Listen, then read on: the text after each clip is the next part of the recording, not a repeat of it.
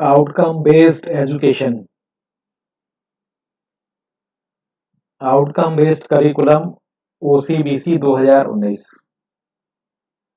राजीव गांधी प्रौद्योगिकी विश्वविद्यालय द्वारा सत्र 2019-20 से आउटकम बेस्ड करिकुलम लागू किया गया है, जिसके लिए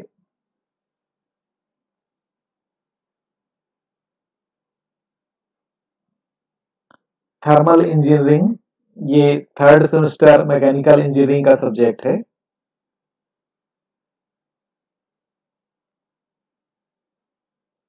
थर्मल इंजीनियरिंग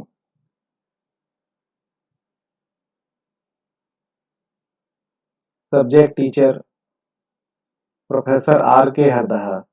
मैं आज आपको राजीव गांधी प्रौद्योगिकी विश्वविद्यालय द्वारा आउटकम बेस्ड करिकुलम सिस्टम जो 2019-20 में लागू किया गया था, 2020-21 में ये थर्ड सेमेस्टर में लागू हो गया है और इसके अनुसार हमको पढ़ाई करना है।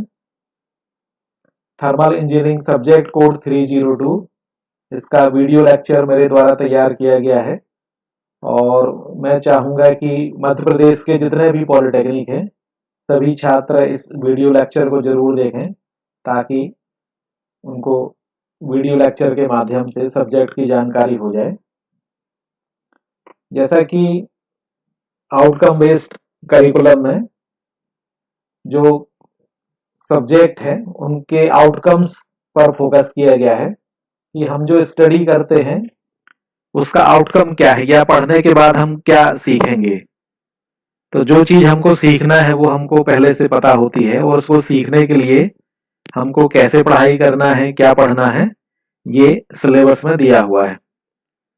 तो पहला कोर्स आउटकम है, इसके बारे में हम पढ़ेंगे और इस कोर्स को पढ़ने के बाद हम क्या क्या सीखेंगे, लर्निंग आउटकम्स हमारे क्या क्या होंगे। ये थर्मोडायनामिक्स का लर्निंग आउटकम 1 है, कोर्स आउटकम पहले का। Thermodynamics, what is thermodynamics? The branch of physical science that deals with the relation between heat and work energy. ये फिजिक्स की वह शाखा है जिसमें हम हीट और वर्क के बारे में पढ़ते हैं। What is the relation between heat and work? Both are the form of energy. Heat is also energy and work is also energy. Thermodynamics,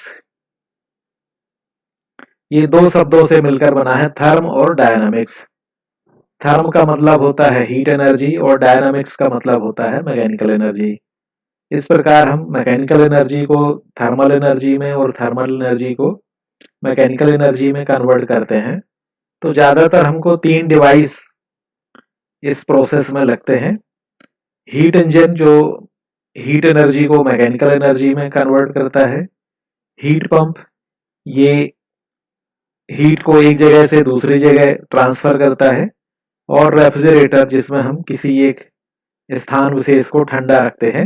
atmosphere से ठंडा जो प्लेस होता है वो हम रेफ्रिजरेटर के माध्यम से उसको ठंडा करते हैं। इस प्रकार 3 चीजें ज्यादातर थर्मोडायनामिक्स में पढ़ना होता है, हीट इंजन, हीट पंप और रेफ्रिजरेटर।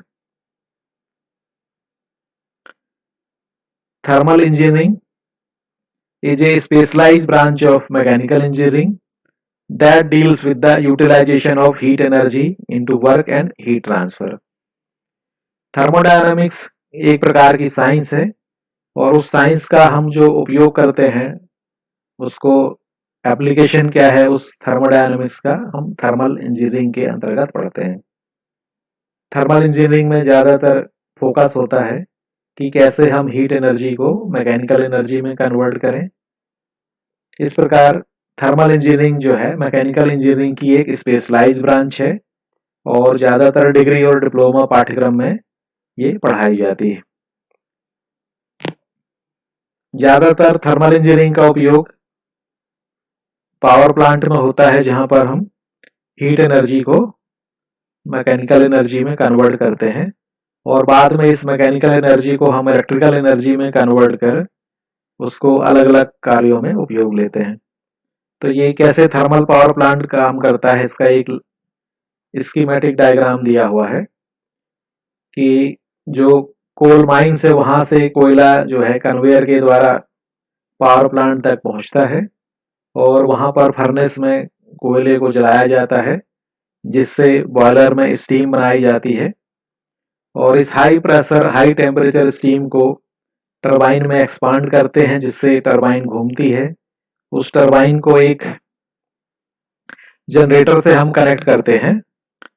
ये जनरेटर मैकेनिकल एनर्जी को इलेक्ट्रिकल एनर्जी में कन्वर्ट करता है और इस प्रकार हमें इलेक्ट्रिकल एनर्जी मिलती है जो हमारे बहुत काम में आती है और अलग अलग जगह हम इसका उपयोग करते हैं।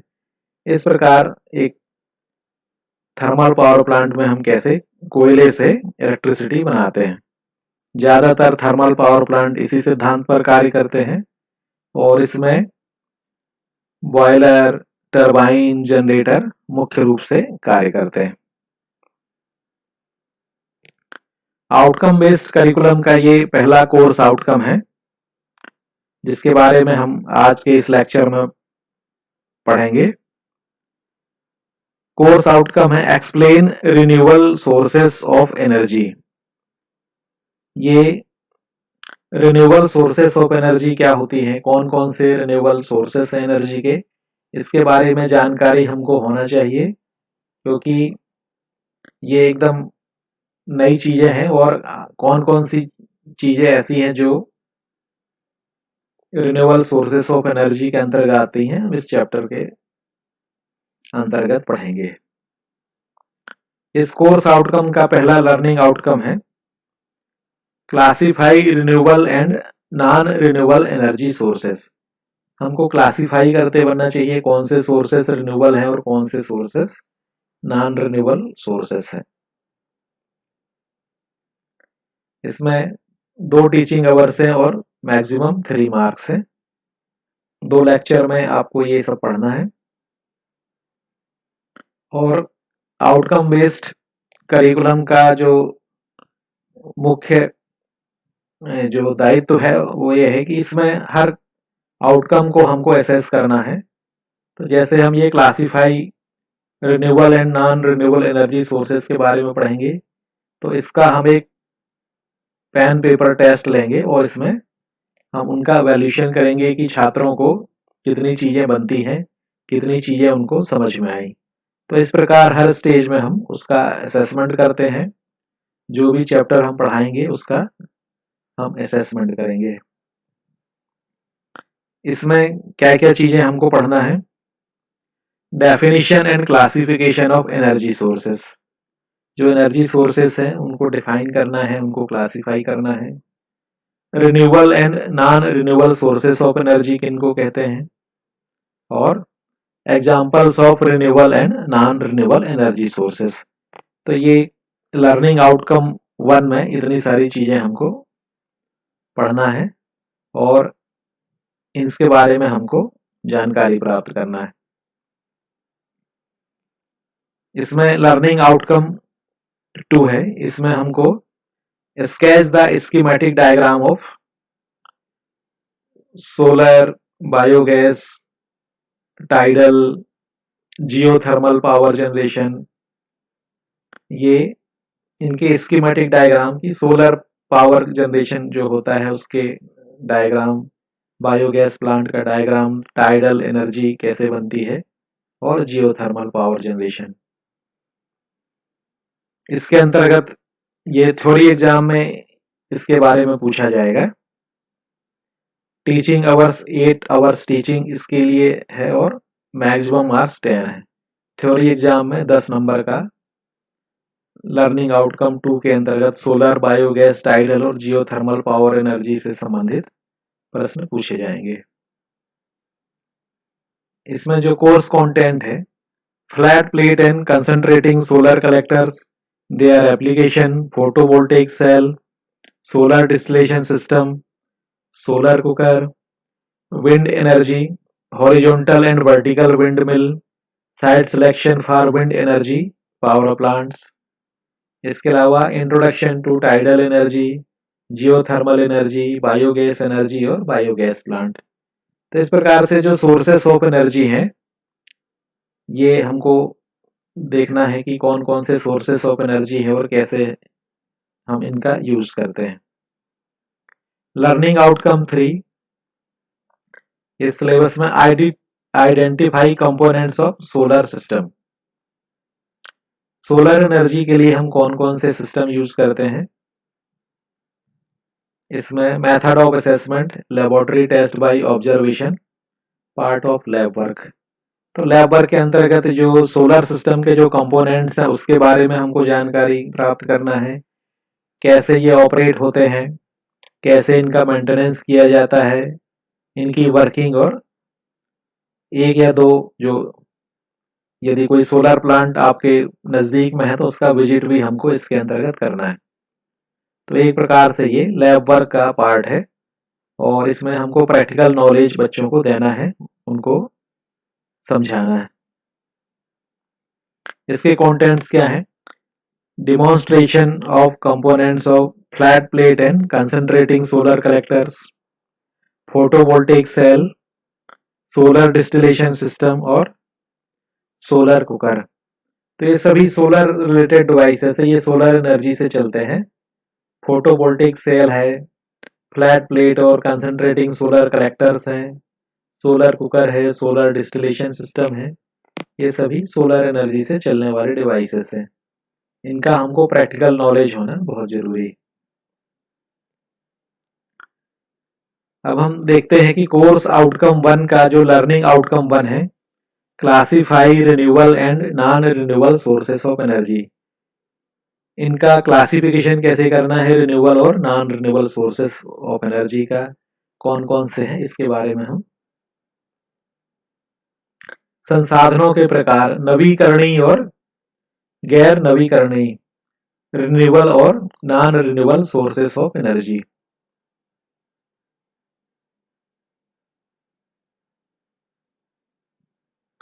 इसके अंतर्गत हम आज पढ़ेंगे definition and classification of energy sources, renewable and non renewable sources और examples of renewable and non renewable sources. तो मुख्यतः दो प्रकार के एनर्जी सोर्सेस हैं, रिन्यूएबल और नॉन रिन्यूएबल। यहाँ पे आप देखेंगे जैसे ये सोलर पैनल है, ये रिन्यूएबल सोर्सेस ऑफ एनर्जी है, और जिसमें आप थर्मल पावर प्लांट देख रहे हैं जिसमें फॉसिल फ्यूल का यूज होता है, ये non renewable sources of energy है। रिन्यूएबल एनर्जी और नॉन रिन्यूएबल एनर्जी, तो यहाँ पर आप देखेंगे रिन्यूएबल एनर्जी जिनको नवीकरणीय ऊर्जा स्रोत कहा जाता है, जैसे सोलर एनर्जी है, विंड एनर्जी है, जियोथर्मल एनर्जी है, हाइड्रो पावर प्लांट है और बायोमास प्लांट है, ये हमके रिन्यूएबल एनर्जी सोर्सेस कहलाते हैं। और नॉन रिन्यूएबल एनर्जी सोर्सेस में जैसे ऑयल है, न्यूक्लियर पावर प्लांट है, नेचुरल गैस है और कोयले से चलने वाले थर्मल पावर प्लांट है, ये non renewable sources of energy कहलाते हैं। इनको कैसे डिफाइन करेंगे हम? Renewable energy, renewable energy is energy that is collected from renewable sources which are naturally replenished on a human time scale, such as sunlight, wind, rain, tides, waves and geothermal heat. ये ऐसे energy sources हैं जो प्रकृति में हमको मिलते हैं और इनको हम कभी भी उपयोग कर सकते हैं। ये प्रकृति द्वारा हमको सुलभ रूप से उपलब्ध होते हैं। Renewable energy often provides energy in 4 important areas: electricity generation, air and water heating, cooling, transportation and rural off-grid energy services. Renewable energy sources, Akshay ऊर्जा भी इसको कहते हैं। अक्षय ऊर्जा या नवीकरणीय ऊर्जा में वे सारी ऊर्जा शामिल हैं जो प्रदूषण कारक नहीं है तथा जिनके स्रोत का क्षय नहीं होता है या जिनके स्रोत का पुनः भरण होता रहता है। ये ऐसे एनर्जी सोर्सेस हैं जो हमेशा चलते रहते हैं, इसलिए इसको हम अक्षय ऊर्जा भी कहते हैं, जिसमें सूर्य से प्राप्त होने वाली ऊर्जा मुख्य रूप से इसके अंतर्गत आती है। सौर ऊर्जा, पवन ऊर्जा, जल विद्युत ऊर्जा, ज्वार भाटा से प्राप्त ऊर्जा, बायोगैस, जैव ईंधन आदि नवीनीकरणीय ऊर्जा के कुछ उदाहरण हैं। रिन्यूएबल एनर्जी सोर्सेस में देखिए आप कौन कौन से हैं, जैसे हाइड्रो पावर प्लांट है, सोलर पावर प्लांट है, विंड मिल है, विंड टरबाइंस हैं। इसके अलावा टाइडल, समुद्र में जो ज्वार भाटे आते हैं उससे प्राप्त ऊर्जा, जियोथर्मल एनर्जी, भूगर्भ में जो ऊष्मा होती है उससे प्राप्त ऊर्जा, और बायोमास। इस प्रकार ये रिन्यूएबल एनर्जी के सोर्सेस हैं जो हमको सुलभ रूप से उपलब्ध होते हैं।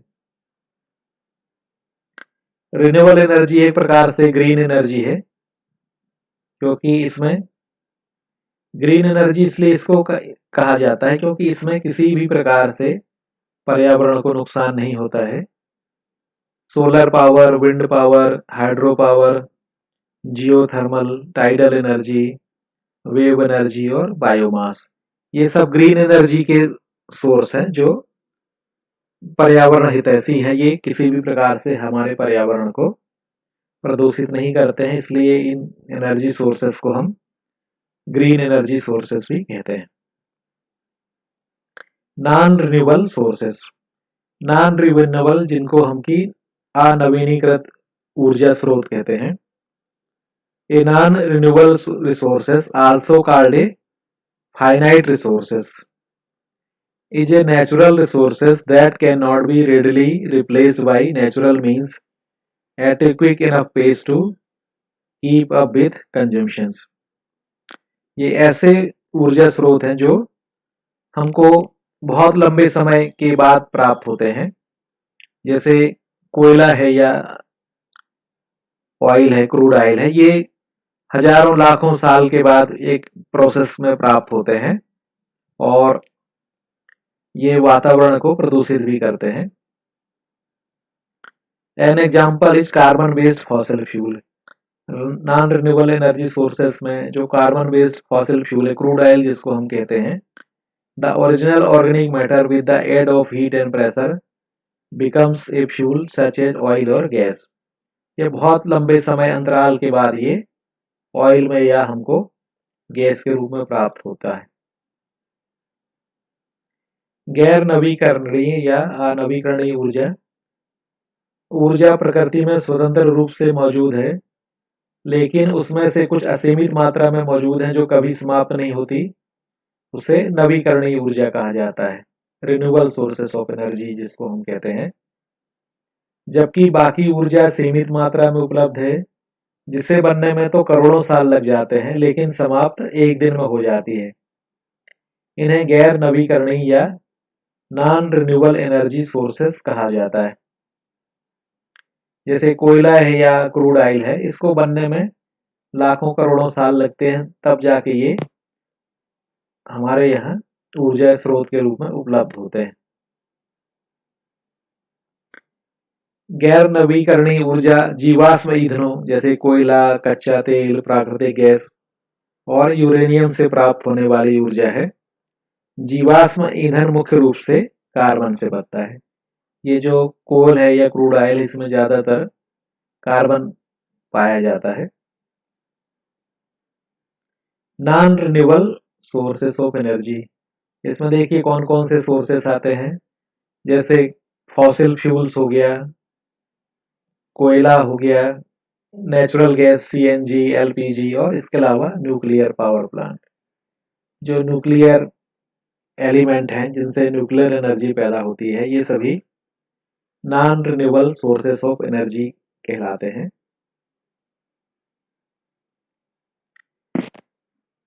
अब एक डेटा हमारे पास है जो thermal is 2/3 of India's installed power capacity। ये अगस्त 2018 का डेटा हमारे पास है, सेंट्रल इलेक्ट्रिसिटी अथॉरिटी द्वारा ये तैयार किया गया था।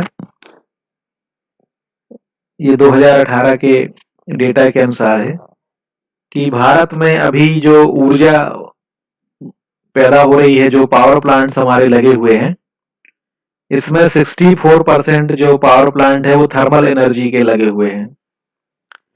13% पावर प्लांट हमारे हाइड्रो पावर से चलते हैं। 10% एनर्जी हमारी विंड एनर्जी से पैदा हो रही है। 7% एनर्जी सोलर पावर से पैदा हो रही है। 2% एनर्जी न्यूक्लियर पावर से पैदा हो रही है और 4% जो है 4% अदर रिन्यूएबल सोर्सेस है, जैसे टाइडल एनर्जी है, वेव एनर्जी है, जियोथर्मल एनर्जी है, बायोमास है। ये कई प्रकार के रिन्यूएबल सोर्सेस हैं। इस प्रकार आप देखेंगे कि 64% मतलब 2/3 जो एनर्जी प्रोड्यूस्ड हो रही है हमारे देश में वो अभी भी थर्मल एनर्जी के रूप में प्राप्त हो रही है। जैसा कि आपको पता है ये जो थर्मल एनर्जी है ये बहुत ही ज्यादा प्रदूषण कारक है, तो हमारा प्रयास यही है कि थर्मल एनर्जी का प्रयोग जो non renewable sources of energy है इसका प्रयोग कम करके हमको ज्यादा से ज्यादा रिन्यूएबल सोर्सेस ऑफ एनर्जी का उपयोग करना है। India 300 gigawatt solar power capacity by financial year 29-30। 2029-30 तक हमको 300 गीगावाट सोलर पावर का जनरेशन हमको करना है। ये 2029-30 का लक्ष्य है। बाय 2029-30 सोलर पावर में account for over 36% share in Indian energy mix. अभी आप देखेंगे तो 10% विंड पावर और 7% सोलर पावर हमारे यहाँ प्रोड्यूस हो रहा है। इसको 2029-30 में हमको 36% तक सोलर पावर प्रोड्यूस करना है।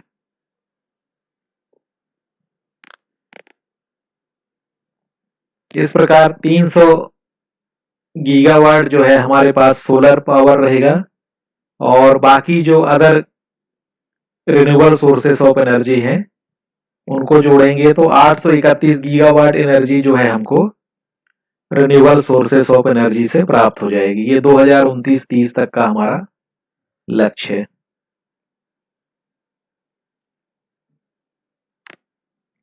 इस प्रकार यदि हम अलग अलग एनर्जी सोर्सेस की बात करें तो यहां पर आप देखिए 2029-30 में हमारे पास जो है सोलर एनर्जी जो है 36% हो जाएगी, विंड एनर्जी हमारे पास 17% हो जाएगी, बायोमास 1% हो जाएगा, हाइड्रो पावर 9% हो जाएगा, कोल 32%। अभी जो हमारे पास 64% जो थर्मल या कोयले से जो एनर्जी हो रही थी इसको हम कम करते जाएंगे और रिन्यूएबल सोर्सेस को बढ़ाते जाएंगे तो कोयले की जो ये थर्मल एनर्जी है फ्यूल के द्वारा जो होती है ये घटकर 32% हो जाएगी और हमको गैस जो है जो सीएनजी है उससे 3% और न्यूक्लियर पावर से 2%। इस प्रकार हम कोयले की जो खपत है उसको कम करके हम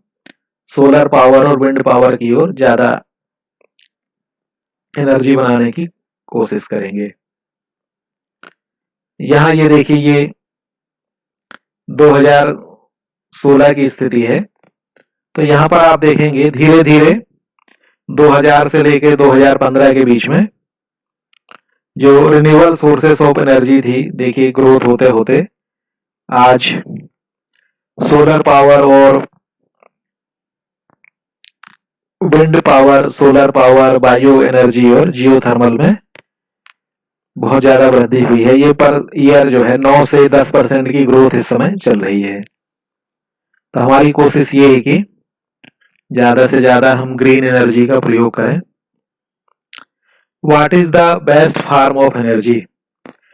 एनर्जी का सबसे उत्तम रूप क्या है? What is the best form of energy? Energy का सबसे उत्तम रूप क्या है या सबसे अच्छी ऊर्जा कौन सी होती है? आप बता पाएंगे सबसे अच्छी ऊर्जा कौन सी होती है? सबसे अच्छी ऊर्जा होती है electrical energy. Electrical energy is the best form of energy. क्यों होती है? क्योंकि इलेक्ट्रिकल एनर्जी को हम सभी प्रकार की ऊर्जा में परिवर्तित कर सकते हैं। इलेक्ट्रिकल एनर्जी को मैकेनिकल एनर्जी में, थर्मल एनर्जी में, लाइट एनर्जी में, इसके अलावा मैग्नेटिक एनर्जी, केमिकल एनर्जी, ये और सबसे अच्छी बात ये है कि इसको स्टोर करने में और एक जगह से दूसरे ले जाने में ये बहुत आसान होती है। इसका कंट्रोल बहुत अच्छा होता है। तो इलेक्ट्रिकल एनर्जी जो है सबसे अच्छी एनर्जी मानी जाती है। तो हम भी इसी प्रकार थर्मल एनर्जी को, मैकेनिकल एनर्जी को, जितने भी प्रकार की एनर्जी होती है इसको कोशिश करते हैं कि हम इलेक्ट्रिकल एनर्जी में परिवर्तित कर लें। और आपने देखा होगा कि ज्यादातर डिवाइसेस जो है वो इलेक्ट्रिकल एनर्जी से ही चलते हैं। और ये इसमें सबसे बड़ा फायदा ये है कि इसमें पॉल्यूशन जो है जीरो पॉल्यूशन होता है, किसी भी प्रकार का प्रदूषण इसमें नहीं होता है। अब हम चलते हैं रिन्यूएबल सोर्सेस ऑफ एनर्जी की तरफ। तो सोलर एनर्जी जो है सबसे बड़ा सोर्स है रिन्यूएबल एनर्जी का। How does solar energy benefit the environment, your health and wealth? कैसे हमारे पर्यावरण को, हमारे स्वास्थ्य को और हमारे धन को ये संरक्षित करती है, कैसे फायदा पहुंचाती है? पहला है जीरो ग्रीन हाउस गैसेस। इसमें किसी भी प्रकार की हानिकारक गैसें नहीं निकलती हैं। नो वाटर रिक्वायर्ड, इसमें किसी भी प्रकार का पानी हमको नहीं लगता है। इस प्रकार ये जल संरक्षण के लिए भी हमारे लिए फायदेमंद है। जीरो एयर पॉल्यूशन, किसी भी प्रकार का इसमें वायु प्रदूषण नहीं होता है। Reduce dependency on fossil fuels, जो फॉसिल फ्यूल्स हैं उस पर निर्भरता हमारी खत्म हो जाती है। और lowers energy prices for years to come, और यदि हम धीरे धीरे non renewable sources of energy का यूज करेंगे तो जो कॉस्ट ऑफ एनर्जी है वो हमारी कम होती जाएगी। हमको सस्ती बिजली और सस्ती ऊर्जा प्राप्त होगी। सोलर एनर्जी के अंतर्गत जो अलग अलग डिवाइसेस उपयोग होते हैं उसके बारे में देखते हैं। सोलर वाटर हीटर, आजकल सर्दियों में पानी को गर्म करने के लिए सोलर वाटर हीटर का उपयोग किया जाता है। जहां पर ठंड में पानी ठंडा होता है और हमको गर्म पानी से नहाने की आवश्यकता होती है। इसके लिए हम लकड़ी के चूल्हे से या कोयले से या फॉसिल फ्यूल का उपयोग करके या बिजली के हीटर का उपयोग करके पानी गर्म करते हैं। उसके बजाय हमको सोलर वाटर हीटर का उपयोग करना चाहिए ताकि ये बिजली की बचत हो इसमें और फॉसिल फ्यूल का कम उपयोग हो। ये ज्यादातर घरों की छत में लगाए जाते हैं और एक परिवार या होटल में ज्यादा क्षमता के सोलर वाटर हीटर लगाए जाते हैं जहां पर सोलर ऊर्जा की मदद से पानी को गर्म किया जाता है। ये सोलर हीटर कैसे काम करता है यहाँ पर देखिए। ये सोलर प्लेट है जहां पर सूर्य की किरणें पड़ती हैं और ये पानी को गर्म करती हैं।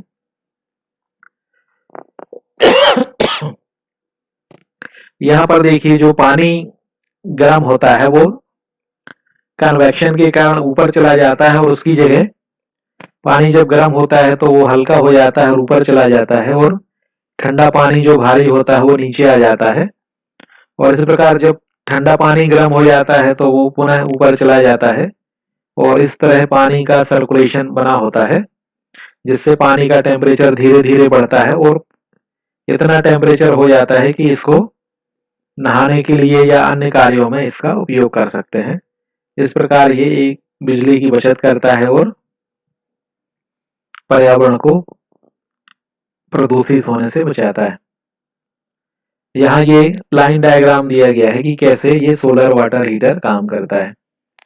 तो यहाँ पर आप देखेंगे ये जो पानी है ये कन्वेक्शन द्वारा ऊपर जाता है।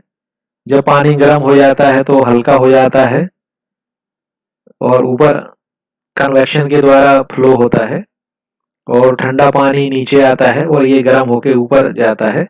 इस प्रकार पानी का फ्लो बना रहता है और धीरे धीरे स्टोरेज टैंक में जो पानी रखा होता है वो गर्म हो जाता है। इसमें किसी प्रकार का पंप लगाने की आवश्यकता नहीं होती है। नेचुरल कन्वेक्शन द्वारा जो फ्लो है वो ऑटोमेटिक इसमें बना रहता है। जैसे जैसे पानी का टेम्परेचर बढ़ेगा वैसे वैसे वो हल्का होता जाता है और टैंक में ऊपर होता है। दूसरा उपयोग है सोलर एनर्जी का।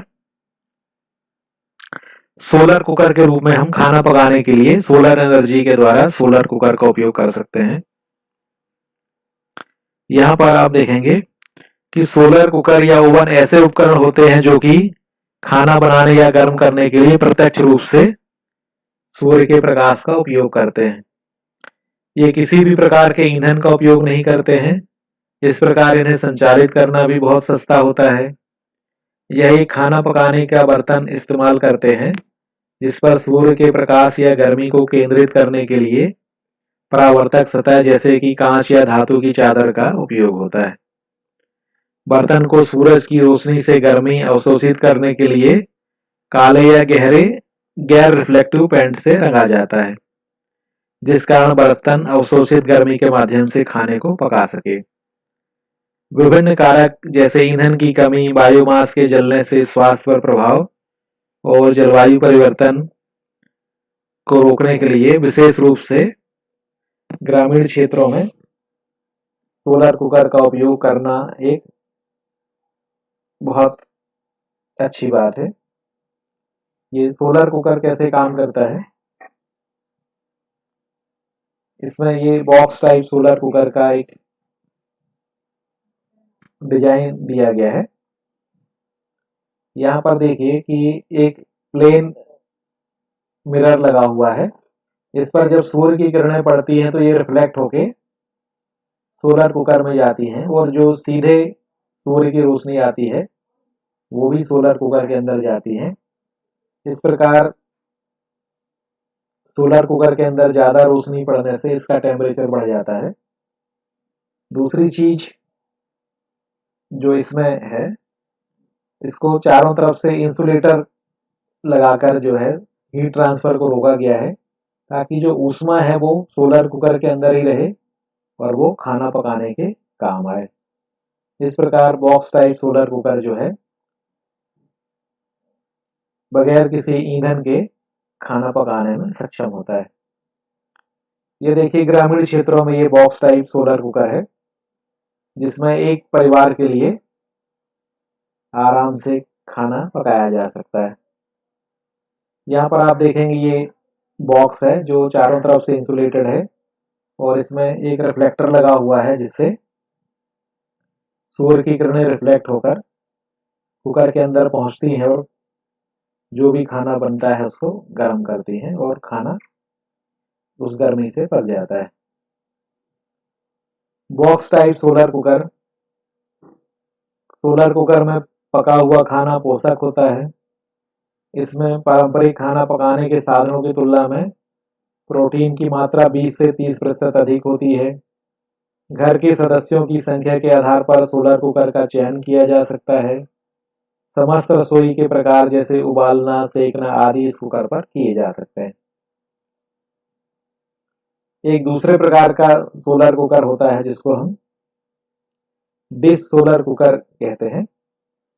इसमें बॉक्स टाइप सोलर कुकर की तुलना में एक डिस्क लगी होती है जो रिफ्लेक्टिव सरफेस होती है और इससे जो रिफ्लेक्शन होके सूर्य की जो किरणें आती हैं वो एक जगह फोकस होती हैं, जिसके कारण उस स्थान का टेम्परेचर बहुत ज्यादा हो जाता है।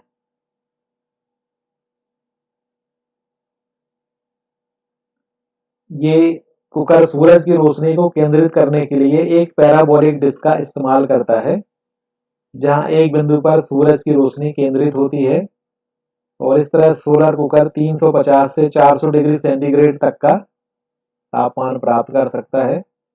इस प्रकार इन कुकरों पर खाना भी बहुत तेजी से पकता है। जैसे डिस्क टाइप सोलर कुकर है, यहाँ देखिए इसका एक डायग्राम आप देखिए कि ये कॉनकेव रिफ्लेक्टर लगा हुआ है। जब सूर्य की समानांतर किरणें इस कॉनकेव रिफ्लेक्टर पर पड़ती हैं तो ये एक जगह फोकस हो जाती हैं और इस फोकस वाली जगह पर बहुत ज़्यादा टेम्परेचर हो जाता है। यदि यहाँ पर हम कोई भी बर्तन रखेंगे, यहाँ पर 300 से 350 डिग्री तक का टेम्परेचर होता है। यदि हम यहाँ पर कोई खाना पकाने का बर्तन जैसे कुकर रखेंगे तो उसके अंदर का जो खाना है वो पक जाएगा। तो ये बहुत ज़्यादा उपयोग होता है और बहुत ही सुविधाजनक तरीके से हम इस सोलर कुकर का उपयोग कर सकते हैं। सोलर एनर्जी का एक और उपयोग है solar water distillation unit. Solar water distillation is the process of using energy from the sunlight to separate fresh water from salts or other contaminants. यदि कहीं पर ऐसा पानी उपलब्ध है जिसको हम पी नहीं सकते हैं या प्रदूषित पानी है, इसको हम सोलर वाटर डिस्टिलेशन द्वारा पीने योग्य बना सकते हैं। The untreated water absorbs heat, slowly reaching high temperature. The heat causes the water to evaporate, cool and condense into vapor, leaving the contaminants behind. ये पानी को शुद्धिकरण के काम में आता है। इसका एक लाइन डायग्राम आप देखिए कि जो भी आपका प्रदूषित पानी है उसको आप इसके अंदर भरेंगे और जब सूर्य की किरणें इस पर पड़ती हैं तो ये पानी गर्म हो जाता है और भाप बन के ऊपर उठता है। ये भाप जो है प्योर शुद्ध पानी के रूप में होती है, शुद्ध होती है। इसको हम कंडेंस करके एक जगह इकट्ठा करते हैं और इस प्रकार जो पानी प्राप्त होता है वो शुद्ध पानी प्राप्त होता है जिसको हम पेयजल के रूप में उपयोग कर सकते हैं। इस प्रकार ये प्रदूषित या दूषित पानी को साफ करता है और उसे पीने योग्य हम, जहाँ पर पीने का स्वच्छ पानी उपलब्ध नहीं होता है उसको जगह हम सोलर डिस्टिलेशन सिस्टम का उपयोग करके पीने योग्य पानी प्राप्त कर सकते हैं।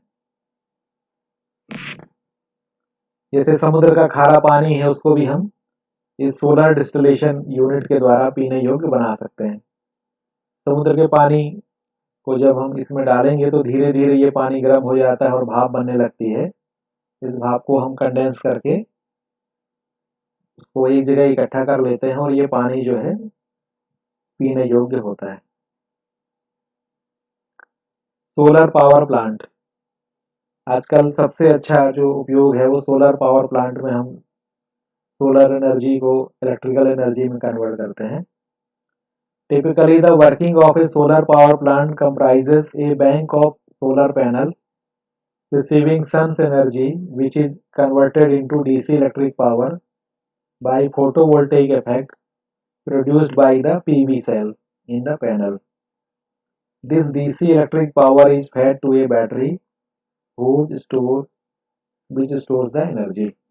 इस प्रकार ये फोटोवोल्टिक सेल्स के द्वारा हम सोलर पैनल बनाते हैं और यहाँ पर सूर्य की जो ऊर्जा है उसको हम इलेक्ट्रिकल एनर्जी में कन्वर्ट करते हैं। जैसे देखिए सोलर पावर प्लांट है, यहाँ पर बहुत सारी सोलर प्लेट्स लगी हुई है और इनके द्वारा जो इलेक्ट्रिसिटी बनती है उसको हम एक जगह या तो बैटरी में स्टोर कर सकते हैं या पावर ग्रिड में इसकी सप्लाई हम कर सकते हैं।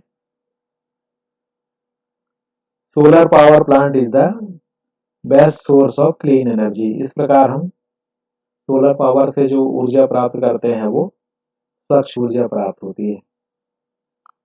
सन tracker solar power panels, solar power plants की हम एफिशिएंसी बढ़ाने के लिए सोलर ट्रैकर सिस्टम लगा सकते हैं जिससे 10 से 25% तक हमारी जो है एफिशिएंसी है वो बढ़ जाती है। यहाँ पर देखिए सन ट्रैकर सोलर सिस्टम लगा हुआ है। इसको हम इस प्रकार से संचालित करते हैं कि ये हमेशा सूर्य के सामने होता है। सुबह जब पूर्व से सूर्य निकलता है उस समय ये पूर्व की ओर झुका होता है और जैसे जैसे ये सूर्य पश्चिम की ओर जाता है ये अपना स्थान परिवर्तित करता है, दिशा परिवर्तित करता है और समय के हिसाब से ये इस तरीके से संयोजित किया जाता है, इस तरीके से इसकी प्रोग्रामिंग होती है या मैकेनिज्म होता है कि हमेशा सूर्य की किरणें इस पर लंबवत पड़ती हैं और सूर्य की जब किरणें लंबवत पड़ती हैं तो वो ज़्यादा ऊर्जा उत्पन्न करती हैं और इस प्रकार हम सोलर पावर ट्रैकर के द्वारा 10 से 25% तक उसकी एफिशिएंसी बढ़ा सकते हैं। ये बहुत सारे सोलर पावर प्लांट्स हैं जहां पर ये सोलर ट्रैकर सिस्टम लगा हुआ है जो समय के हिसाब से अपनी स्थिति को बदलकर हमेशा सूर्य के सामने रहता है। दूसरा जो रिन्यूएबल सोर्सेस ऑफ एनर्जी है ये बायोमास। बायोमास क्या है? बायोमास इज प्लांट और animal material used for energy production, electricity और heat, or in various industrial process as raw substance for a range of products.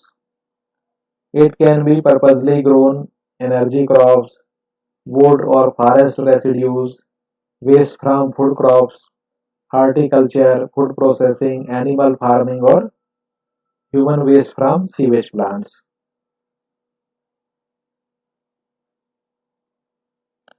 यहाँ देखिए ये बायोमास सोर्सेस कौन कौन से हैं, जैसे एग्रीकल्चर क्रॉप्स एंड रेसिड्यूज, जो फसलों के जो बेकार उत्पाद हैं, sewage, municipal waste, animal residues, industrial residues और फॉरेस्ट्री क्रॉप्स एंड रेसिड्यूज। ये जितने भी ऑर्गेनिक कंपोनेंट्स हैं ये या तो प्राकृतिक रूप से प्रकृति से या फिर जीव जंतुओं से प्राप्त होते हैं जो बायोडिग्रेडेबल होते हैं। इस प्रकार ये बायोमास जो है एक प्रकार से ऊर्जा स्रोत के रूप में उपयोग किए जा सकते हैं। आजकल आपने देखा होगा बायोमास इथेनॉल, ये शुगर, स्टार्च और सेल्यूलोज के द्वारा एक प्लांट में इसको प्रोसेसिंग करते हैं और उससे जो फ्यूल बनता है उसको हम वाहनों को चलाने के लिए उपयोग कर सकते हैं। ये इथेनॉल के रूप में हम प्राप्त करते हैं जो कार या 4 व्हीलर को चलाने के काम आता है। इस प्रकार हम फॉसिल फ्यूल का उपयोग कम करके बायोमास के द्वारा प्राप्त फ्यूल का उपयोग करते हैं। बायोडीजल साइकिल, बायोफ्यूल्स के रूप में आजकल बायोडीजल भी बनाया जाने लगा है। ये कैसे बनता है इसकी पूरी प्रोसेस आप इस बायोडीजल साइकिल के माध्यम से समझ सकते हैं। यहाँ पर देखिए फोटोसिंथेसिस द्वारा जो है ऑयल क्राफ्ट्स तैयार होती है, जैसे सूरजमुखी है या इसी प्रकार की जो कोई दूसरी फसल है जिससे हमको तेल प्राप्त होता है। तो ये जो फसल है उसके जो सीड्स होते हैं जिनसे तेल निकलता है उसको प्रोसेस करके हमको क्रूड वेजिटेबल ऑयल मिलता है। इस वेजिटेबल ऑयल को हम रिफाइन करते हैं और रिफाइन करने के बाद इसमें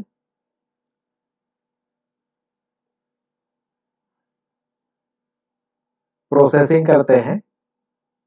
तो प्रोसेसिंग में इसमें जैसे अल्कोहल है या कोई दूसरा पदार्थ हम मिलाते हैं तो जिससे हमको बाई प्रोडक्ट के रूप में ग्लिसरीन और दूसरी चीजें प्राप्त होती हैं, जबकि इससे प्रोडक्ट के रूप में बायोडीजल प्राप्त होता है।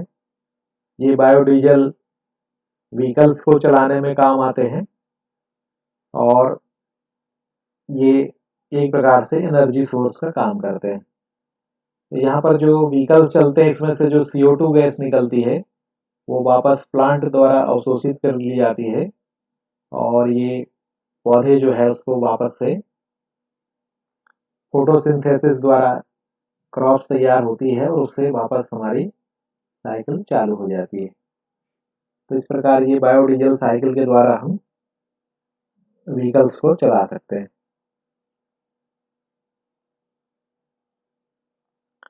दूसरा है solid municipal waste treatment.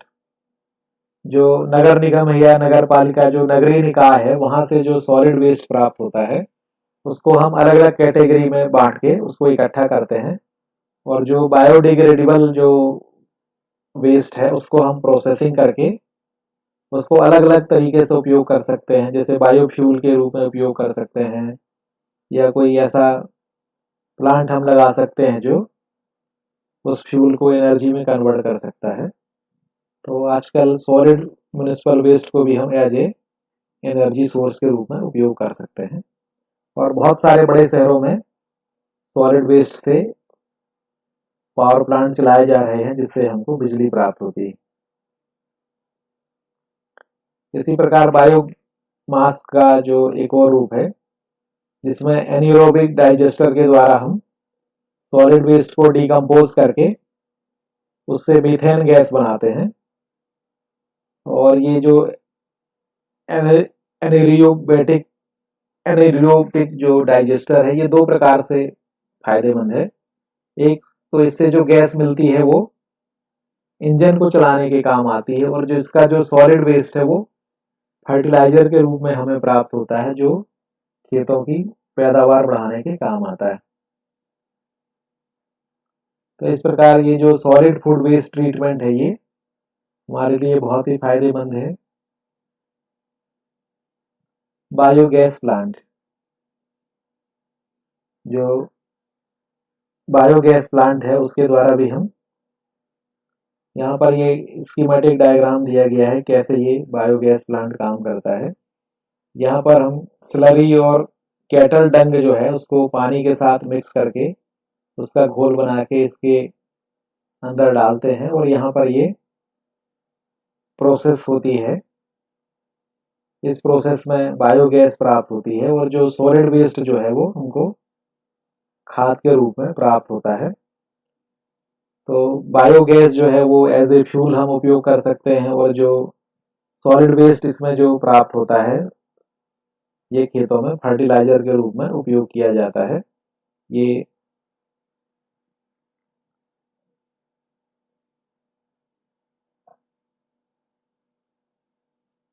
Utilisation of fossil resources. Tidal energy, समुद्र में जो ज्वार भाटा आता है उसको हम कैसे ऊर्जा के रूप में प्राप्त कर सकते हैं। Ocean mechanical energy is driven by tides which are moving due to the gravitational pull of the moon, and waves which are driven primarily by the winds। जो चंद्रमा पृथ्वी को अपनी ओर खींचता है, जिसके कारण समुद्र में ज्वार और भाटा आता है, इसको हम ऊर्जा के रूप में परिवर्तित कर सकते हैं। As a result, tides and waves are intermittent sources of energy, while ocean thermal energy is fairly constant। यहाँ पर देखिए आप टाइडल एनर्जी कैसे है। जब ज्वार आता है समुद्र में तो उस समय ऊंची ऊंची लहरें उठती हैं समुद्र में, जो 3 से 4 मीटर तक ऊंची होती हैं। तो इन 3 से 4 मीटर ऊंची लहरों को एक बांध द्वारा रोक लिया जाता है, और जब ये पानी उतरता है, जब भाटा आता है तो उस समय पानी उतर जाता है। तो ये जो बांध के अंदर जो पानी जमा हो जाता है, इससे हम टरबाइन चलाकर बिजली बना सकते हैं। इस प्रकार जो ज्वार में जो बांध है हमारा वो पूरा भर जाता है, और जब भाटा आता है तो उस समय हम एक टरबाइन के द्वारा उस बांध के पानी को खाली करते हैं। और चूंकि टरबाइन बहुत तेजी से घूमती है, उसमें जो इलेक्ट्रिसिटी जनरेट होती है उसको हम एक जगह से दूसरी जगह भेज सकते हैं। ये देखिए टाइडल एनर्जी का डायग्राम कि कैसे जो ज्वार के समय जो पानी आता है उसको हम एक डैम के द्वारा, डैम में रुक जाता है, और उसको बाद में टरबाइन के द्वारा हम वापस समुद्र में छोड़ते हैं, जिससे हमको ऊर्जा प्राप्त हो जाती है। वेव एनर्जी, समुद्र में जो लहरें चलती हैं, ऊंची ऊंची जो वेव्स आती हैं, उनको भी हम एनर्जी के रूप में परिवर्तित कर सकते हैं। जैसे यहाँ पर देखिए ये समुद्र की जब लहर आएगी तो ये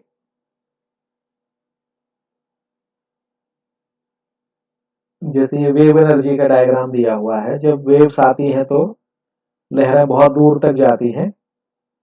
उस लहर को जब हम वापस लेके आते हैं तो एक प्रेशर क्रिएट होता है जो टरबाइन को चलाता है। इस प्रकार इस टरबाइन से हम एनर्जी प्राप्त करते हैं। जैसे यहाँ पर देखिए जब वेव्स ऊपर जाएगी तो ये हवा को धक्का देगी, जिससे ये टरबाइन चलेगी, और जब लहर वापस आएगी तो ये हवा को सक करेगी, खींचेगी, और वापस से टरबाइन उसके कारण घूमेगा। इस प्रकार जो लहरें चलती हैं वो एक प्रकार से हमको ऊर्जा प्रदान करती हैं, जिसके द्वारा टरबाइन हमारी चलती है और हम वेव एनर्जी को इलेक्ट्रिकल एनर्जी में कन्वर्ट कर सकते हैं। जियोथर्मल एनर्जी, भूगर्भीय ऊर्जा, जो हमारे जमीन के अंदर की जो ऊर्जा है, इसको हम जियोथर्मल एनर्जी कहते हैं। Geothermal energy is heat derived within the subsurface of the earth. Water or steam carry the geothermal energy to the earth's surface. Depending on the characteristics, geothermal energy can be used for heating and cooling purposes or be harnessed by, जैसे ये देखिए geothermal energy, देखिए ये पृथ्वी के सतह के अंदर कोई ऐसी जगह होती है जहां पर हाई प्रेशर और हाई टेम्परेचर स्टीम होती है। उस स्टीम को हम पाइप द्वारा बाहर निकालते हैं और जो high pressure high temperature steam होती है उसको हम टरबाइन चलाने के रूप में, टरबाइन चलाने के लिए उपयोग करते हैं। और इस प्रकार टरबाइन से जो एनर्जी प्राप्त होती है उसको हम जनरेटर के द्वारा इलेक्ट्रिकल एनर्जी में कन्वर्ट कर लेते हैं और उस इलेक्ट्रिकल एनर्जी को हम जरूरत के हिसाब से उपयोग करते हैं। तो इस प्रकार जियोथर्मल, भूगर्भ में जो ऊष्मा है उस ऊष्मा को भी हम इलेक्ट्रिकल एनर्जी में कन्वर्ट कर सकते हैं। विंड एनर्जी, विंड एनर्जी भी एक बहुत अच्छा सोर्सेस है रिन्यूएबल एनर्जी का। बगैर किसी ईंधन के द्वारा हम इससे ऊर्जा प्राप्त कर सकते हैं। तो ये जो हवा चलती है प्राकृतिक रूप से, कम दाब से उच्च दाब से कम दाब की ओर जो वायु का प्रवाह होता है उसके द्वारा हवा चलती है।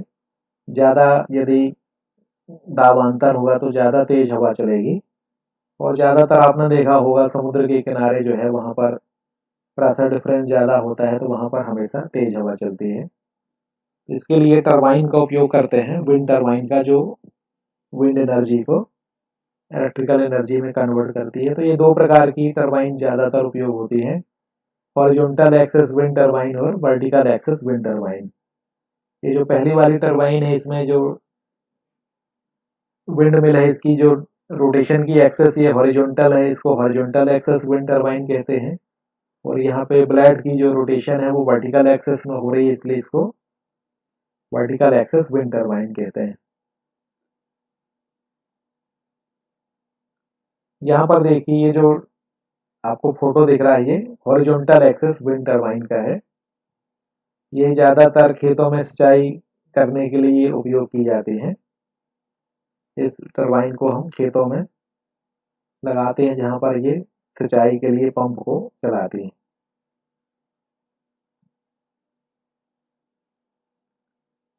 दूसरी है वर्टिकल एक्सेस विंड टरबाइन। इसमें जो टरबाइन है उसका ब्लेड जो रोटेट होती है उसकी एक्सेस वर्टिकल होती है, इसलिए हम इसको वर्टिकल एक्सेस विंड टरबाइन कहते हैं। यहाँ पर देखिए जो टरबाइन है इसमें जो ब्लेड रोटेट हो रही है उसकी एक्सेस जो है वर्टिकल है।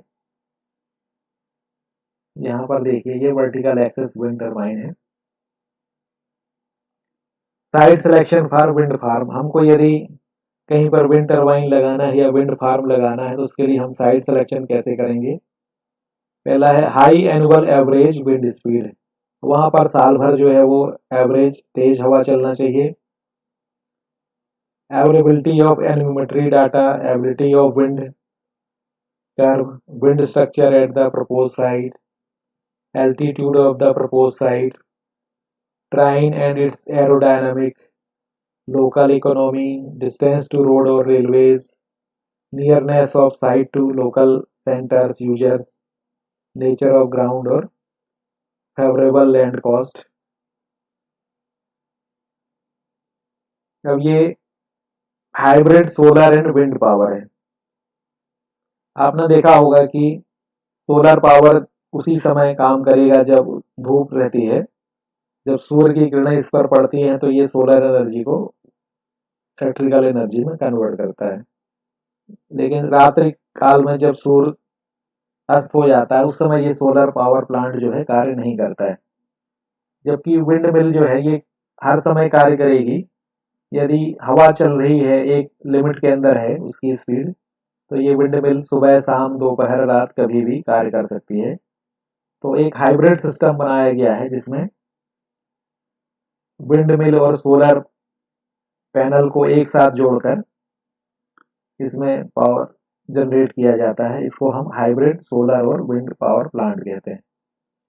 यहाँ पर देखिए कैसे ये हाइब्रिड सोलर और विंड पावर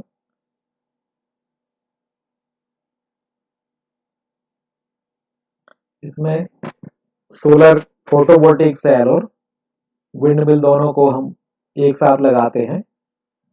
इससे हमको ज़्यादा से ज़्यादा समय तक इलेक्ट्रिसिटी प्राप्त होती है।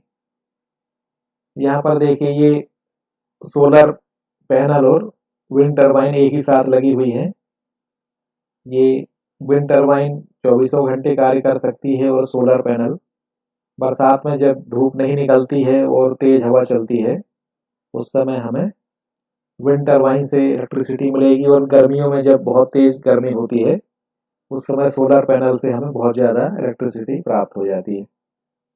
तो ये ज़्यादा उपयोगी है कि हम हाइब्रिड विंड और सोलर पावर सिस्टम का उपयोग करें। यहाँ पर देखिए इसमें भी हाइब्रिड सोलर और विंड टरबाइन का उपयोग किया गया है। Sizing A system for an electric car.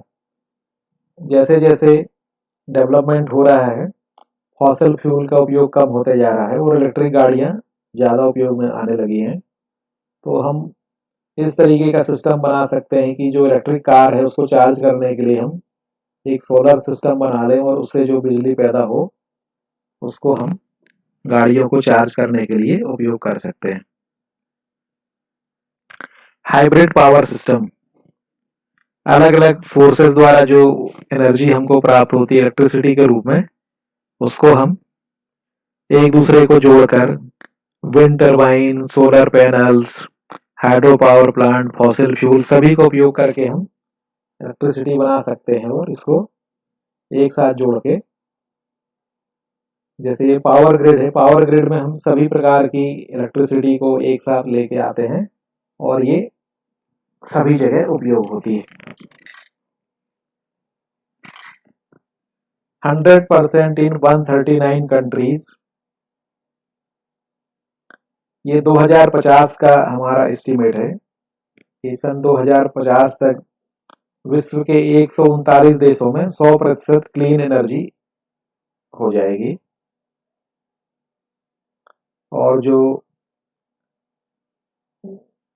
Conventional sources of energy हैं जो वातावरण को प्रदूषित करते हैं, इनका उपयोग समाप्त हो जाएगा। तो धीरे धीरे हम रिन्यूएबल सोर्सेस का उपयोग बढ़ाते जा रहे हैं। जैसे आप देखिए 2050 तक जो है 100% रिन्यूएबल सोर्सेस ऑफ एनर्जी का यूज होने लगेगा। इसमें देखिए आप 14.89% जो है रेसिडेंशियल रूफटॉप सोलर पैनल्स हो जाएंगे, 21.36% सोलर पावर प्लांट हो जाएंगे, 9.72% कंसंट्रेटेड सोलर प्लांट हो जाएंगे, 23.52% ऑनशोर विंड मिल से पावर जनरेशन हो जाएगा, 13.62% ऑफशोर विंड टरबाइन से पावर जनरेशन हो जाएगा। कमर्शियल और गवर्नमेंट रूफटॉप सोलर पैनल से 11.58%, वेव एनर्जी से 0.58%, जियोथर्मल एनर्जी से 0.67%, हाइड्रो इलेक्ट्रिक से 4% और टाइडल टरबाइन से 0.6%। इस तरह 100% इलेक्ट्रिसिटी हमारी ग्रीन एनर्जी हो जाएगी, क्लीन एनर्जी हो जाएगी, और ये जो फॉसिल फ्यूल है और जो कन्वेंशनल सोर्सेस ऑफ एनर्जी है इसका उपयोग बंद हो जाएगा। So reduce your carbon footprints, go green, love nature. हमको फॉसिल कार्बन फुटप्रिंट्स, जो कार्बन एमिशन होता है, जो फॉसिल फ्यूल से जो कार्बन डाइऑक्साइड गैस निकलती है, उसको हमको खत्म करना है और हमको 100% क्लीन एनर्जी, ग्रीन एनर्जी को उपयोग करना है, उसके प्रयोग को बढ़ावा देना है। So thank you very much. Stay home, stay safe, enjoy learning. ज़्यादा से ज़्यादा सीखने की कोशिश करिए, सीखने की कोशिश करिए, और जो रिन्यूएबल सोर्सेस ऑफ एनर्जी है उनको ज़्यादा से ज़्यादा उपयोग कीजिए। Thank you very much for your kind attention. जय हिंद, जय भारत। सभी का बहुत बहुत धन्यवाद।